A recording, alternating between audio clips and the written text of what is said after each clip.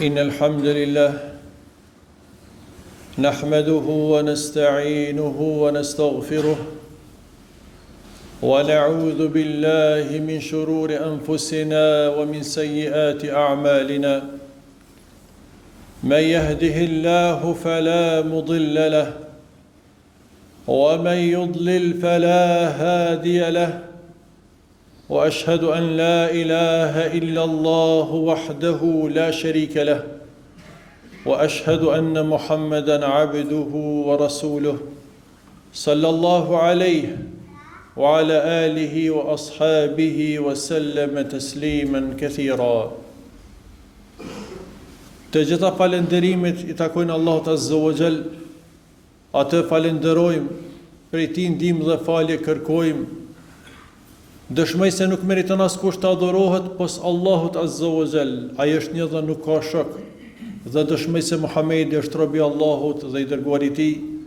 Salavatet dhe selamet të shumta dërgojmë mbi të dërguarin ton, mbi familjen e Tij dhe mbi gjithë shokët e Tij.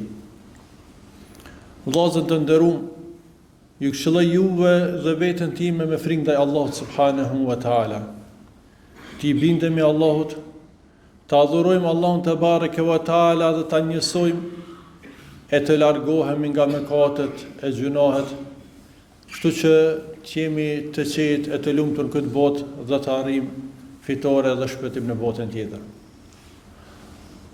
Allahu Azza wa Jall në librin e Tij fisnik thot në një sure të shkurtë, mirë po me kuptim shumë të gjatë. Bismillahirrahmanirrahim.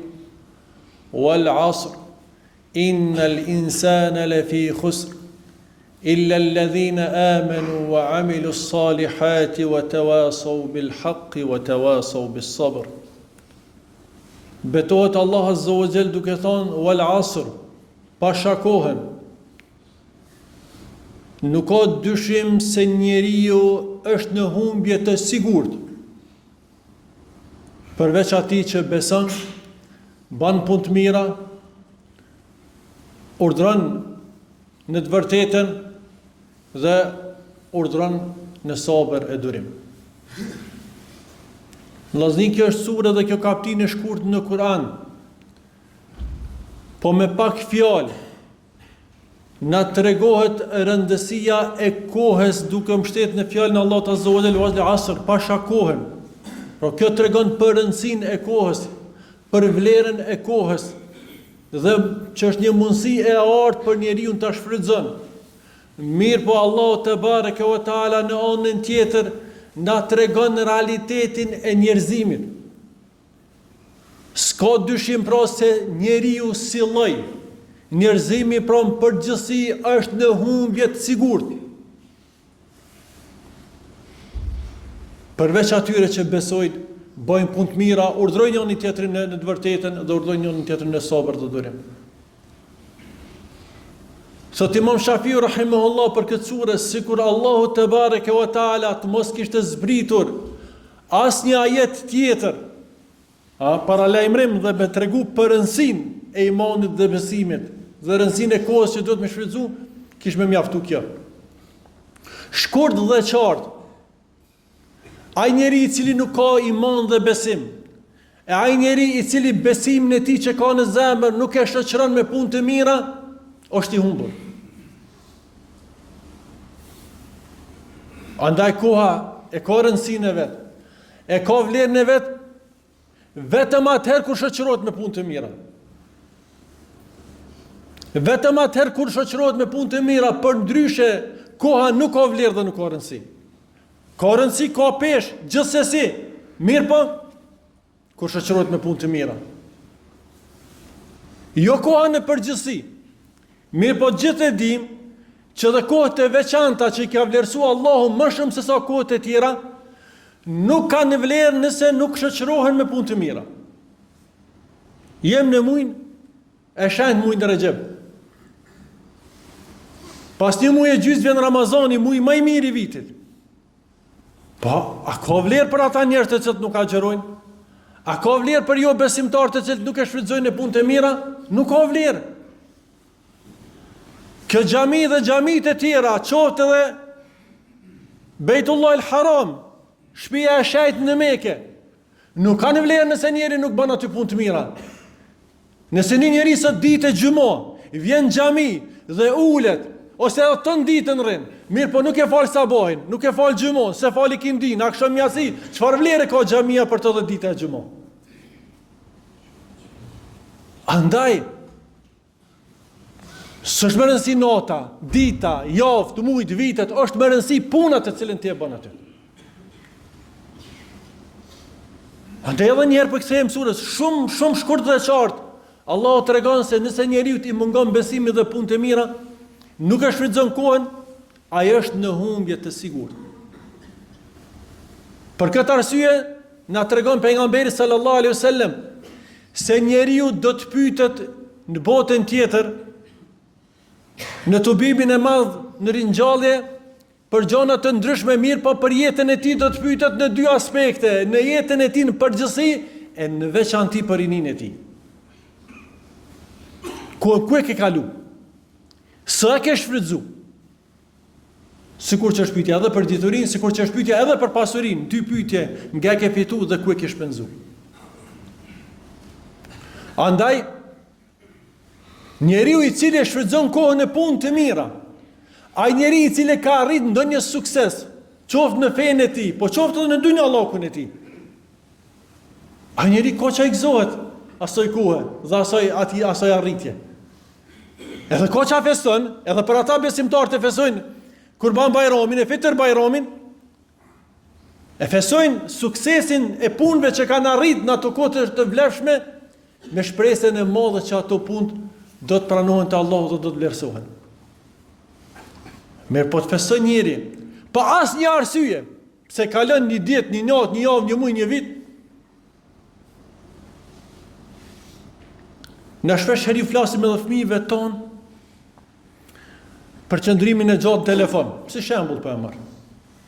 Dhe mbas shumë diçka jo flasim, dëmtohen syt, një dëmtim fizik.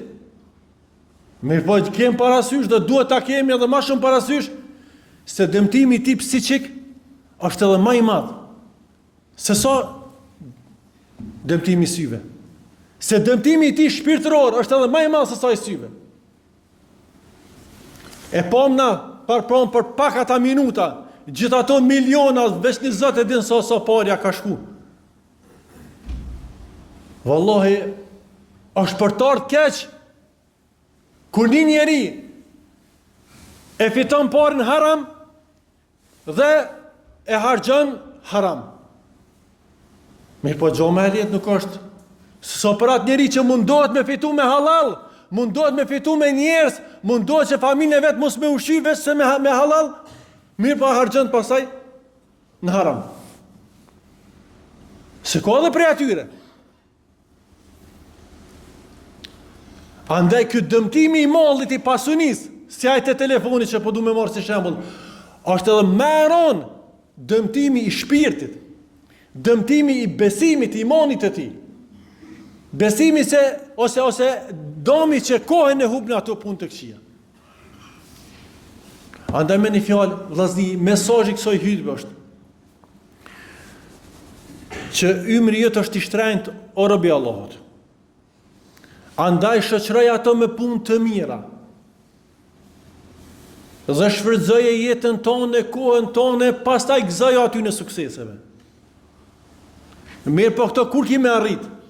E arrin vetëm atëherë kur ki qëllime të qarta, kur ki objektive të larta dhe të mëdha, dhe vazhdimisht ja kujton vetes tonë ato synime dhe ki ambicie të larta për me mrit ato synime.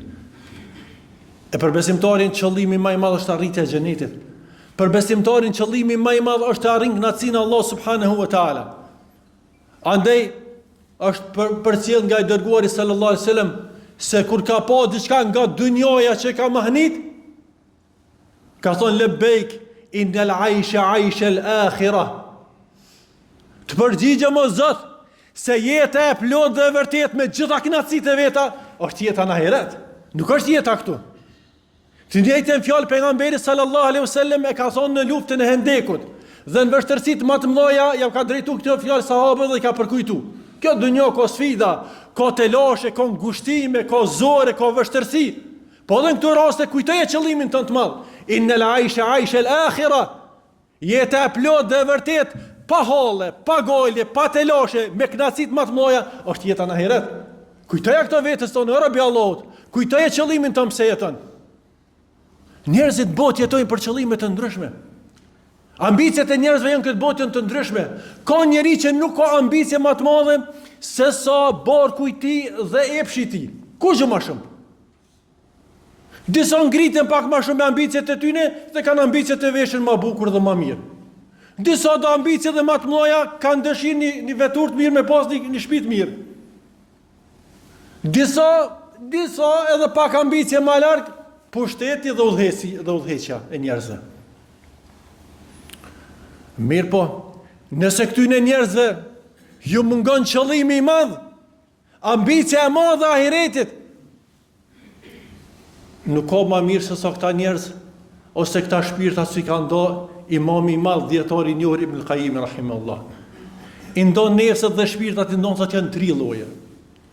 Sot nefsi i parë o nefs kelbije, nefs që i përgjason qenit. Qeni është ka shtëpjoke, mjaftohet me një asht, mjaftohet me një cëbuk. Lloji i dytë i nefsit, thot nefs sebuije, nefs që i përgjason bishave të egra. Bisha nuk knoqet veç me hongër më ushqy. Bisha dën me tregu fuqinë e vet dhe pushtetin mbi tjerë. A me drejta, pa drejta, me zullum, a me drejtësia kryesore me kon mbi tjerë. Sot u e nefs melekije. Sot shpirt e ngjëllor. Që ka qëllimet mëdha të larta, pastërtinë e nefsit, pendimin tek Allahu, dorëzimin tek Allahu te bareke ve taala, bindja ndaj Allahut subhanahu wa taala, qetësia pranë Allahut azza wa jall. Dhe ai thot nëse merr diçka nga dynjaja, merr vetëm sa për mi ndihmu për çit udhtimin e madh që ka dhe qëllimin e lartë që do të marrë. Nuk e ka synim dynjon. Pe dynjoja e merr, se pa dynjon nuk mundesh, është pjesë e jetës, e ka bëu Allahu listë të jetës. Mirë po merr vetëm sa për me arrit në qëllimin e madh. Atëherë të Allahut, mos mashtrohemi mas bukurimeve të dunjas, që në shumicën e rasteve për atë që analizojnë janë shumë të ulta dhe të kota. Mos na lodhin vështirësitë e kësaj bote, janë sprova, po ti ballafaqojmë gjitha këto dhe ti bindem me Allahut në punë të mira për qëllimin tonë më të madhin, arritjen e kënaqësisë së Allahut azza wa jall, arritjen e xheneteve të larta. Lutë Allahun azza wa jall na forcon në këtë rrugë dhe të na bashkon në xhenetet e tij bashkë me pejgambert, me njerëz të sinqert, me dëshmorë të shahid dhe me besimtarë të mirë. Wa akhiru dawana anil hamdulillahi rabbil alamin.